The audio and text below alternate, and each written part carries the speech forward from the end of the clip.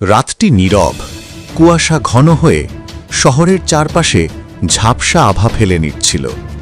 Arafi একাই বাড়ি ফিরছিল, তার পায়ের শব্দ কেবলই ঘুমন্ত রাস্তায় প্রতিধ্বনিত হচ্ছিল। হঠাৎ রাস্তার পাশে একটি পুরনো ভাঙাচোরা বাড়ি তার নজর কেড়ে নিল। দরজা অচেনা শব্দে ধীরে ধীরে খসে পড়ছিল। আরাফি থমথমে হয়ে দাঁড়ালো, মনে হলো কেউ তার দিকে তাকাচ্ছে।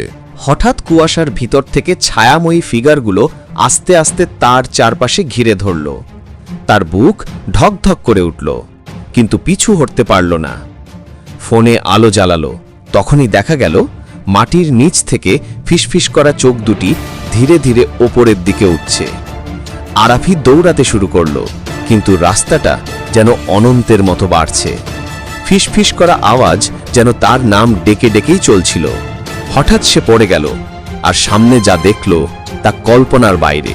একটি মাটির ঘরে হাজারো মুখ তার দিকে চেয়ে আছে, হাসছে না, শুধু ফিসফিস করছে, আমাদের সঙ্গে খেলতে এসেছ।